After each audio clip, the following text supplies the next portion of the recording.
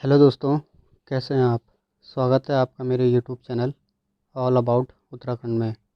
मैं आ चुका हूँ एक नई वीडियो के साथ। जैसे हमने पिछली वीडियो में बात करी थी उत्तराखंड जी के कुछ इम्पोर्टेंट क्वेश्चन के बारे में जो आपके एग्ज़ाम में बार बार पूछे जाते हैं।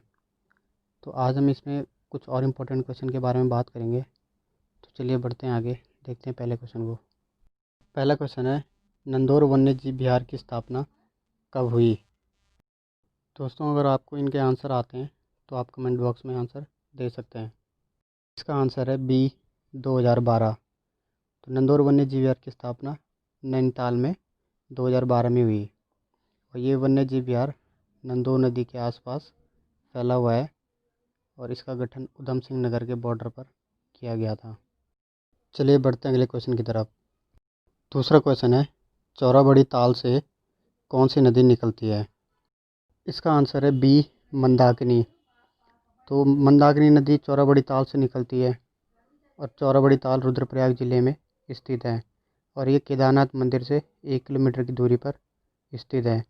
इस ताल के अन्य नाम सुखवती ताल, गांधी सरोवर ताल भी है और इस ताल में 1948 में गांधी जी की अस्थियों को प्रवाहित किया गया था। तो चलिए बढ़ते हैं अगले क्वेश्चन की तरफ।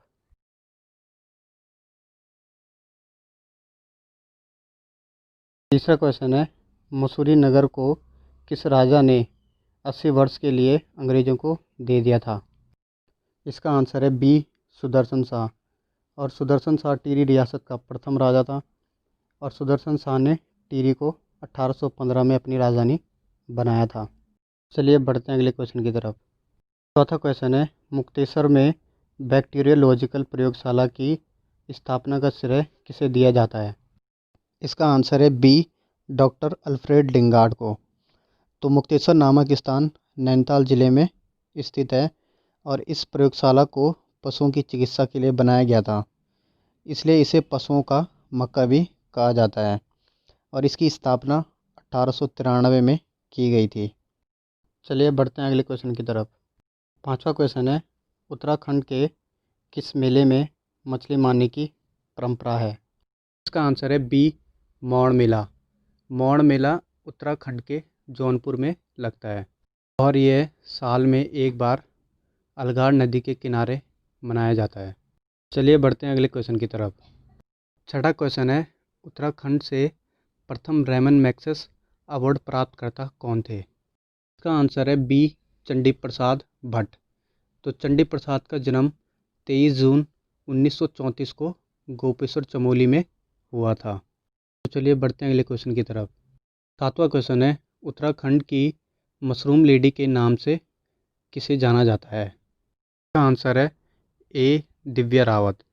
तो दिव्या रावत उत्तराखंड के चमोली ज़िले की कोट कंडारा गांव की निवासी है और दिल्ली में रहकर इन्होंने अपनी पढ़ाई की और अपने क्षेत्र में लोगों के प्लान को देखते हुए इन्होंने वहां से 2013 में वापस लौटने का निश्चय किया और फिर इन्होंने यहाँ पर मशरूम का उत्पादन शुरू किया।